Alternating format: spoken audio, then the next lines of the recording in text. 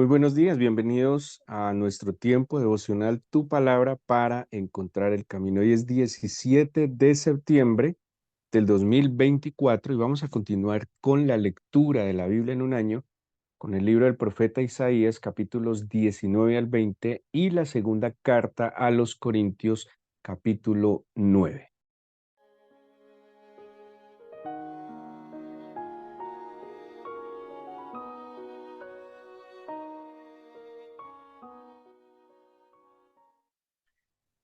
Ayer estábamos viendo cómo Pablo estaba exhortando, desafiando a la iglesia de los Corintios, de los Corintios, a que se vincularan igual que a los de Macedonia para ayudar en un momento crítico a la iglesia de Jerusalén. Bueno, ayer explicamos un poco de la situación que estaba rodeando o que motivaba para que Pablo estuviera invitando a los corintios a hacer esto. La vida, sin duda alguna, es cíclica. La vida tiene altos, tiene bajos. La vida tiene momentos de abundancia, escasez. El mismo Pablo, cuando está en la cárcel, le escribe a los filipenses, está reconociendo a los filipenses cómo en un momento dado ellos tendieron su mano para ayudarle a Pablo y, y pues Pablo los bendice, diciéndole que el Señor suplirá todo lo que les falte y que el Señor también le había ayudado y le había enseñado a él a vivir cualquiera que fuera su condición.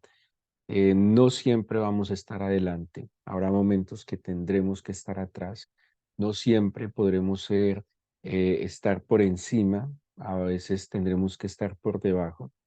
Y en cualquiera que sea el momento en que estemos, la Biblia nos exhorta a que meditemos nuestros caminos, a que tengamos presente y meditemos sobre el Señor y sobre todas las situaciones que nos rodean. Pero tenemos que pensar, digámoslo, sabiamente, y pues al entender de que la vida es cíclica, como diríamos nosotros, la vida da vueltas y en un momento pueden pasar cosas que nos pueden afectar para bien o pueden pasar cosas que nos pueden afectar para mal. En un instante, literalmente, nos puede cambiar la vida. Por eso, cuando entendemos la vulnerabilidad, la fragilidad de la vida, pues primero la Biblia nos exhorta a que caminemos con mucha prudencia, a que seamos humildes, a que consideremos, a que, a que no seamos deliberados, sino que nos conduzcamos con mucha sabiduría. Y en esta sabiduría también es entender que los momentos, digámoslo así, de holgura en todos los sentidos, pues tiene que ser tiempos para que miremos al que necesita, ¿sí? Hay personas que obviamente tienen más dificultades que otras por diferentes factores, pero en el beneficio, en la bendición, cuando yo tengo las posibilidades, tengo que contemplar y considerar al que menos posibilidades tiene y poder ayudar. ¿Por qué? Porque esa ayuda en algún momento se puede devolver para mí, ¿sí? Y es lo que Pablo está exhortando a los corintios. La Biblia nos enseña, hay unos principios en la Biblia. Por ejemplo, la Biblia nos enseña sobre los diezmos, ofrendas, primicias. Cuando la Biblia nos habla de diezmos, ofrendas, primicias, el diezmo es una práctica incluso, digámoslo, antes de la Biblia y extrabíblica. Lo que quiero referirme es que no solo era una práctica que está en la escritura cristiana o judía, sino que otras naciones, otros pueblos también tenían esa práctica de los diezmos, de las ofrendas, de las primicias, por sus mismas cosmovisiones de la fe de sus deidades. Existía una forma de honrar al culto de sus creencias y obviamente pues era una forma de sostenimiento y mantenimiento de la obra de Dios y también obviamente en otros casos y en otros momentos de su extensión, ¿sí?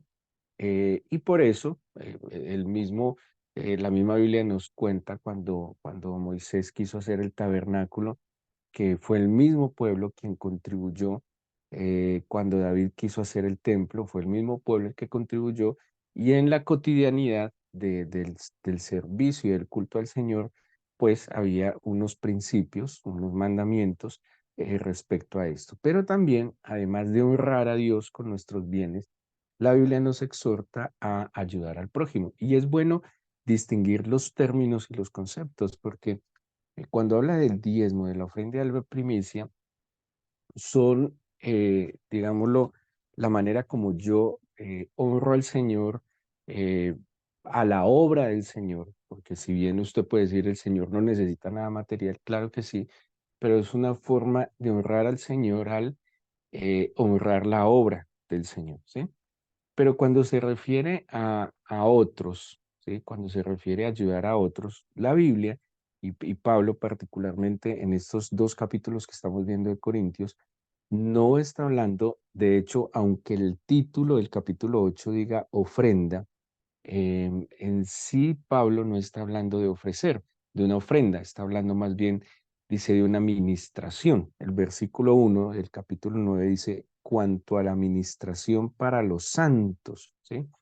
Y cuando está hablando de esta ministración, acordémonos que la palabra ministerio viene de servicio, de diaconía, o sea que cuando yo le estoy dando a mi prójimo, no le estoy ofrendando porque la ofrenda, así lo he estudiado y entendido, la ofrenda tiene que ver es con lo que yo le doy al Señor y a su obra. Entonces, por ejemplo, y quiero dejarlo claro, el diezmo tiene que ver con el temor, con la obediencia y con la honra al Señor.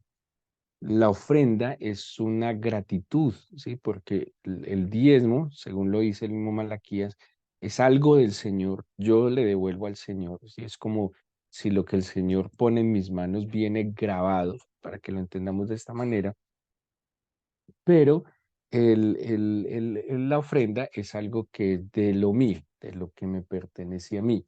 Y ya las primicias es un acto de confianza y esperanza en el Señor. ¿Qué eran las primicias? Lo primero que ellos recibían, acordémonos que era una sociedad, eh, por decirlo de alguna manera, campesina, ¿sí? Principalmente, ¿cuáles eran sus medios de ingresos? La agricultura y, digamos, la ganadería o el pastoreo. Así que ellos apartaban de lo primero que tenían, ¿sí? El primer fruto, el primer animalito que había nacido, lo apartaban y lo presentaban al templo. Ellos tenían la oportunidad, bueno, también consagraban su primogénito, hablando de las primicias. Ellos tenían la oportunidad de rescatar lo que ofrecían, ¿sí? Entonces, había una forma de equivaler un valor monetario y en vez de dar ese primer animalito, entonces daban un aporte que equivalía, bueno, eso está establecido en la ley mosaica. Pero por otro lado tenemos entonces la administración, que ahí sí la administración es lo que Pablo nos va a hablar incluso como una especie de siembra. Entonces a veces como que enredamos los conceptos y pretendemos pues plantear que lo que se le aporta a la obra del Señor es una siembra y no, porque la Biblia así lo distingue.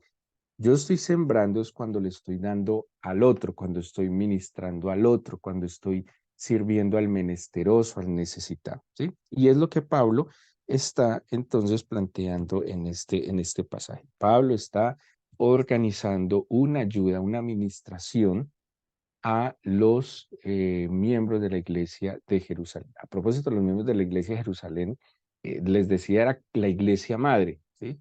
La iglesia de Jerusalén tenía un celo con las demás iglesias porque ellos al principio les costaba mucho pensar de que su Mesías fuera también el Mesías de otras naciones, ¿sí? De que su Salvador fuera también el Salvador de otras naciones. Ellos tenían la idea de que el Mesías venía a salvar al pueblo de Israel, no que tuviera que ver con la salvación de la humanidad. Así que la iglesia misma de Jerusalén tenía cierto celo. Imagínense este acto, que las iglesias fuera de Jerusalén, iglesias gentiles, estuvieran teniendo un acto de misericordia para con ellos en medio de su necesidad. Esto mismo iba seguramente a, lo voy a decir de esta manera, a dejar callados. Imagínense, yo menosprecio a alguien y ese alguien me tiende la mano en el momento más difícil. ¿Qué más puedo decir? Solo me puede quedar gratitud y bendecirle por ese acto de bondad que está haciendo para conmigo. Entonces, pues tiene muchas connotaciones esto que está haciendo. El capítulo 9, Pablo entonces dice, cuanto a la administración para los santos es por demás que yo os escriba, pues conozco vuestra buena voluntad, de la cual yo me glorío entre los de Macedonia, que acá ya está preparada desde el año pasado y vuestro celo ha estimulado a la mayoría. No sé si notaron que en el capítulo 8, Pablo dice, más bien Pablo le habla bien a los corintios de los de Macedonia. Y en el 9 nos está diciendo que Pablo a los de Macedonia le habló bien de los corintios. Extraordinario. A veces, lastimosamente, no sé por qué en nuestro entorno, tantas cosas que nos pueden influir, resaltamos más las cosas negativas que las positivas de las personas o de las cosas, ¿sí? A veces nosotros tenemos una iglesia que queda a las afueras de la ciudad. Entonces, a veces la gente dice, ay, sí, la iglesia es muy bonita, pero es tan lejos. Entonces, mire que generalmente se hacen referencias de algo bueno y se resalta mucho más lo que consideramos negativo. Pablo nos da una lección hasta en eso, resalta lo positivo a cada uno, hace quedar bien. Ahora, hacer quedar bien a las iglesias, de alguna manera Pablo también se está haciendo quedar bien a sí mismo porque pues él es quien ministra en estas iglesias y a los corintios les habla de la generosidad de los de Macedonia, pero aquí Pablo le está diciendo que él también a los de Macedonia le habló bien de los corintios y dice, yo me glorío entre los de Macedonia que Acaya es la provincia donde está Corinto, está preparada desde el año pasado y vuestro celo ha estimulado la mayoría. O sea, Pablo usó la buena actitud de los corintios para desafiar también a los demás. Dice el versículo 3, pero he enviado a los hermanos para que nuestro gloriarnos de vosotros no sea vano en esa parte, para que, como lo he dicho, estéis preparados. No sea que si viniere conmigo algunos macedonios y os hallasen desprevenidos, nos avergoncemos nosotros, por no decir vosotros de esta nuestra confianza. Por tanto, tuve por necesario exhortar a los hermanos que fuesen primero a vosotros y preparasen primero vuestra generosidad, antes prometida para que esté lista como de generosidad y no como exigencia nuestra. Entonces Pablo pues les está diciendo, estén listos para que me hagan quedar bien y ustedes queden bien de que en verdad desde el año pasado estaban listos para hacerlo y que pues no quede que estamos imponiendo, sino que como ustedes voluntariamente lo habían manifestado, lo hagamos, ¿sí? De nuevo, mire que aparece generosidad, la expresión de generosidad. El acto que yo hago para mi prójimo es un acto de generosidad. Y ahí sí, Pablo nos va a plantear, nos va a citar unos pasajes del Antiguo Testamento, Isaías, un salmo, Deuteronomio, que habla mucho de que nos acordemos de quien necesita en medio de nosotros. Y dice el eh, versículo 7, perdón, el 6, y dice así, pero esto dijo, el que siembra escasamente, también segará escasamente. Y el que siembra generosamente, generosamente también segará.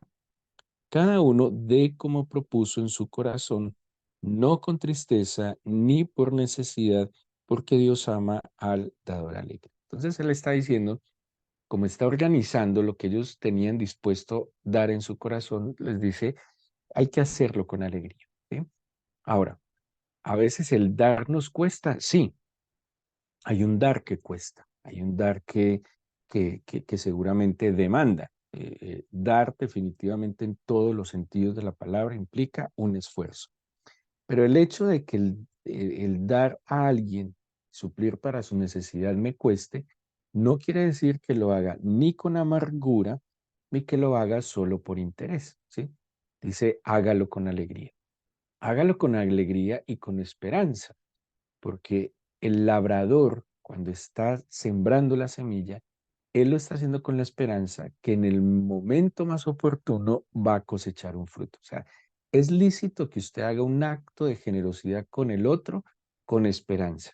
Y en esa esperanza debe haber alegría, pero no un simple, vano y superficial interés de retribución, sino en verdad con el genuino interés de ayudar y suplir la necesidad del otro. Voy a leer un comentario de William Barclay que dice: a veces queremos tanto para nosotros que no nos queda nada para los demás. Tenaz, ¿sí? Nuestra vida gira tanto y creemos que nos falta, que necesitamos, que necesitamos, que necesitamos. Y claro, nunca nos va a alcanzar ni para nosotros mismos. Cuando yo estoy en el centro absoluto de mi vida, todo lo quiero para mí y pues no me va a quedar ningún espacio para compartir con los demás. Estoy hablando en todos los tipos de recursos. La Biblia habla de que el Señor nos ha dado tiempo, nos ha dado talentos, nos ha dado riquezas, bienes, y a veces, por ejemplo, con el tiempo, queremos el tiempo solo para nosotros, solo para nuestros deleites, pero nunca estamos dispuestos a ofrecerle tiempo a alguien, visitar enfermos, por ejemplo, visitar. A ver, visitar es tan importante para aquellos que están solos y que tienen problemas de movilidad. Es muy importante que los visiten. Una visita rompe su monotonía, a veces su soledad. Eh, Tiempo para llamar, atender a alguien, para compartir tiempo. Y a veces solo queremos el tiempo para nosotros. Entonces, no sé, para descansar, para ver televisión, para bueno, tantas cosas. Y eso de todas maneras va estrechando nuestro corazón.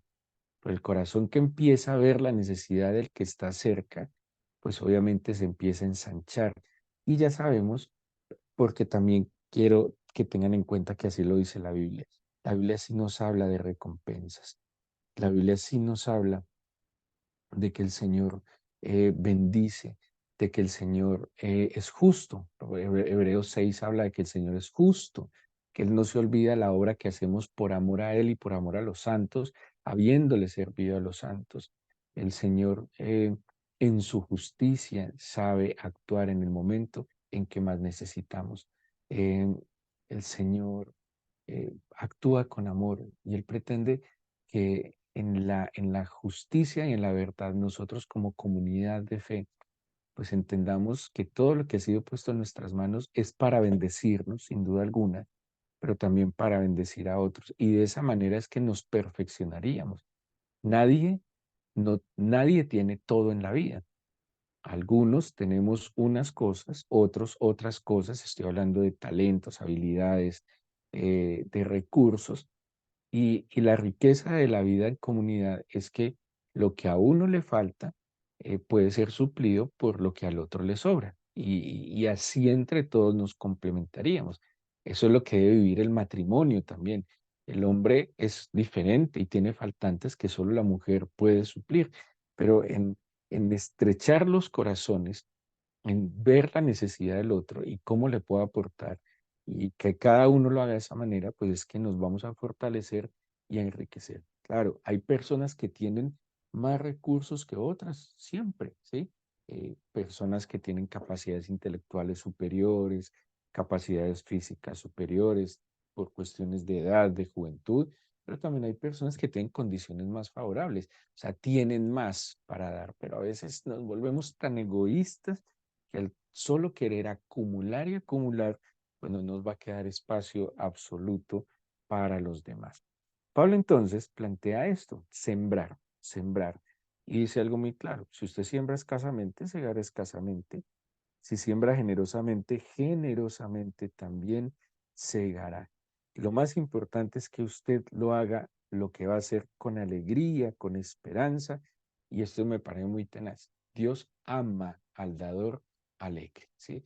O sea que usted puede ser aparentemente generoso porque da mucho, pero si no lo hace con alegría, pero si no lo hace con la esperanza sana de dar, pues no tiene sentido. Dice el versículo 8: poderoso es Dios para hacer que abunde en vosotros toda gracia, a fin de que teniendo siempre en todas las cosas todo lo suficiente, abundéis para toda buena obra. ¿Sí? Pablo está diciendo, usted puede reconocer pues lo que el Señor le ha dado y por eso puede ser generoso. Voy a leerles Deuteronomio 15, 7. Y miren lo que Pablo, perdón, lo que Moisés le está mandando al pueblo de Israel. Dice, cuando haya en medio de ti menesteroso de alguno de tus hermanos, en alguna de tus ciudades, necesitados, en la tierra que el Señor te da, no endurecerás tu corazón ni cerrarás tu mano contra tu hermano pobre, sino que abrirás a tu mano liberalmente y en efecto le prestarás lo que necesite. Guárdate de tener en tu corazón pensamiento perverso. Estoy leyendo Deuteronomio 15, 9 en este momento. Guárdate en tu corazón pensamiento perverso diciendo, cerca está el año séptimo, el año de la remisión. Y mires con malos ojos a tu hermano menesteroso para no darle, porque él podrá clamar contra ti al Señor y se te contará por pecado. Sin falta le darás, y no serás de mezquino corazón cuando le des, porque por ello te bendecirá el Señor tu Dios en todos tus hechos y en todo lo que emprendas. Porque no faltarán menesterosos en medio de la tierra, por eso yo te mando diciendo, abrirás tu mano a tu hermano, al pobre y al menesteroso. ¿Sí? Tenaz. Dice, es una bendición del Señor. Y está citando, ¿se acuerdan que cada 7 años se saldaban las deudas, ¿sí? Se perdonaban unas deudas y pues ya sabemos, perdón, está haciendo referencia al año del jubileo, que era cada 50 años que se saldaban todas las deudas y le está diciendo, se está acercando el día en que se saldan las deudas. Y usted dice, no, como está tan cercano le presto, dice, eso es mezquino. Sin falta le prestarás. Dice, volviendo al pasaje de Corintios, eh, Pablo va a citar el Salmo 112 en el versículo 9, dice, como está escrito, repartió Dios a los pobres, su justicia permanece para siempre. Y el Salmo 112 empieza diciendo del hombre, de la persona que se deleita y que teme al Señor. El que teme al Señor y se deleita en él, reparte a los pobres y pues obviamente su justicia permanece para siempre.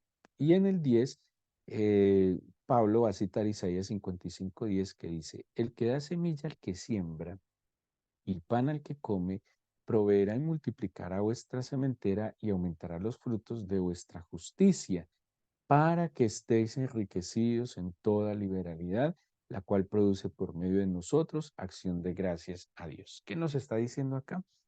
Pues que cuando usted, o sea, él está viendo y está ilustrando el ministerio, el servicio a los necesitados como una siembra. Ojo que la Biblia no dice que el diezmo, las ofrendas y las primicias son una siembra.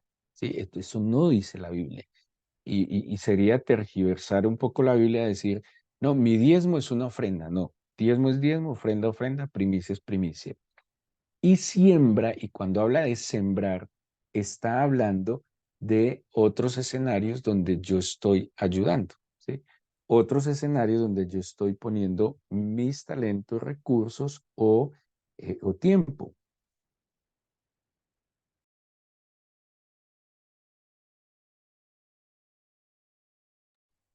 Así que aquí nos está diciendo que cuando yo ministro a otros, cuando yo ayudo a otros, estoy sembrando, ¿sí?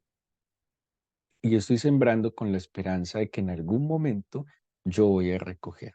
Eh, Y esto es como una ley natural, ¿sí? Usted siembra amor, en algún momento ¿qué sembrará? ¿Qué cosechará? Amor. Usted siembra amistad y en qué momento cosechará amistad y en algún momento la cosechará. Ahora, la semilla, valga aclararlo, también hay que tener en cuenta dónde se siembra, porque el éxito de la semilla, usted puede tener una muy buena semilla, muy, muy buena semilla, pero si la siembra en un mal terreno, pues obviamente esa semilla puede que no dé fruto, puede que simplemente se dañe, que nunca tenga la oportunidad de crecer. Yo también tengo que saber qué es un buen terreno, ¿sí? Y la Biblia nos orienta en qué puedo sembrar yo. A propósito, En los padres no se siembra, ¿sí?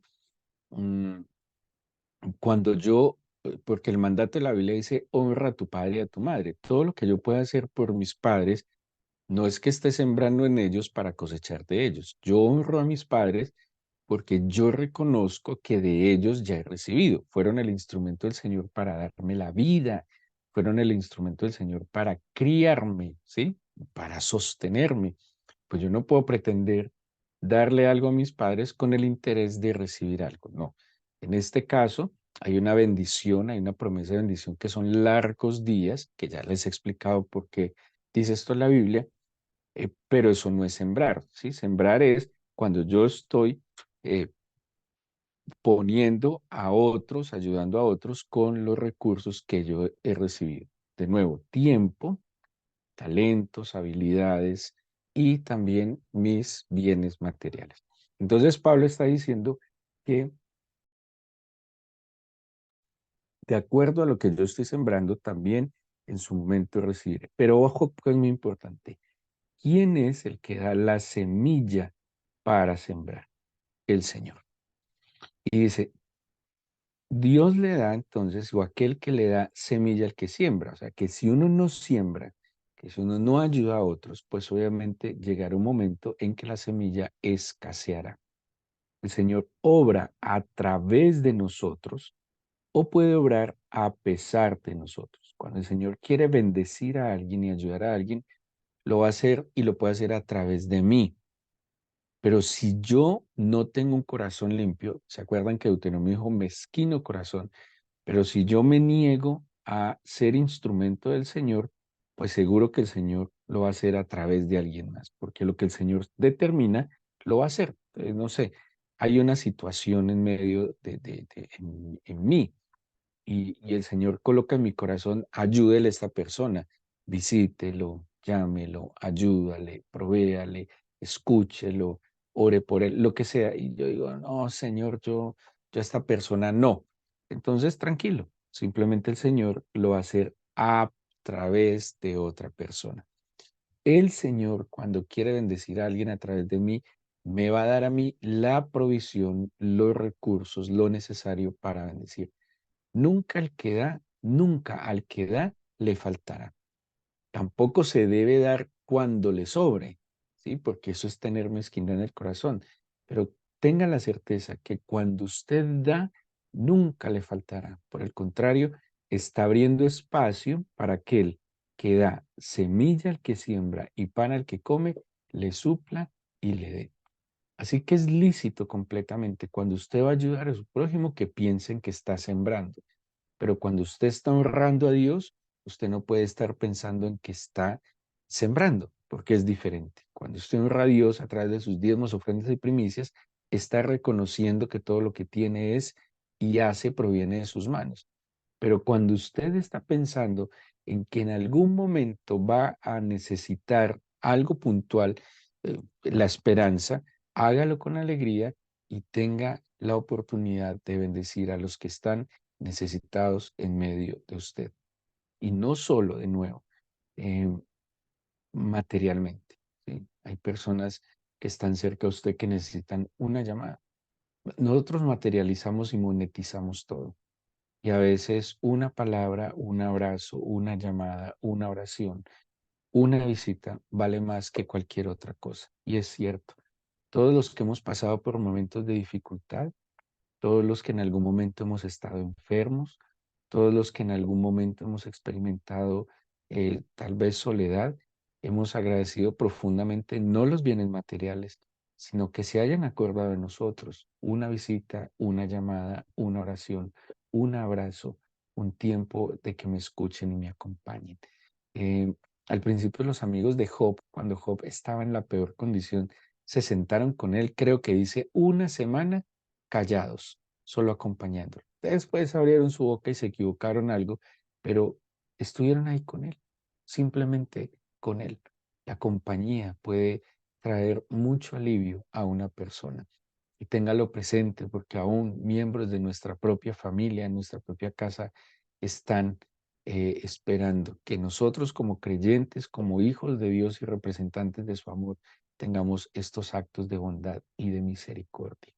Orémosle al Señor y pidámosle que llene nuestros corazones de su presencia, de su amor, de su sabiduría, que nos permita primero entender y tener claridad de lo que tenemos en nuestras manos, de lo que somos, de lo que el Señor nos ha concedido. Pídale al Señor que le dé de su espíritu, pídale así, de su espíritu de sabiduría, de verdad, de su espíritu de santidad. Pídale al Señor que le permita ser instrumento de su amor siempre y que le permita con gratitud administrar y con sabiduría todo lo que Él ha puesto en sus manos. Que no piense nunca solo en usted, que su pensamiento esté fundamentado en el Señor y en lo que Él tiene a su vida y a través de su vida. Señor, gracias porque me has dado la oportunidad, Señor, de ser bendecido por tus manos, hoy lo reconozco, y también la oportunidad de bendecir a otros con lo que tú me has dado, con mis talentos, con mis habilidades, con mi conocimiento, Señor, con mis recursos. Gracias por haberme dado semilla hasta el día de hoy para sembrar y por haberme dado hasta el día de hoy pan para comer. Ayúdame, eso sí, a discernir siempre los mejores terrenos donde he de sembrar, oh Dios. Hay terrenos donde no debo sembrar. Es así de sencillo también. Hay tierras estériles, áridas, donde la semilla se va a perder, entonces no tiene sentido. Ayúdame también a discernir dónde pongo la semilla que recibo de ti, para que fructifique y glorifique tu nombre. Y en algún momento, Señor, yo sé que necesitaré. Y también una mano se extenderá para ayudarme, para bendecirme, para levantarme. Gracias por este día, Señor, el cual le entregamos en tus manos y te pedimos tu bendición en el nombre de Jesús. Amén.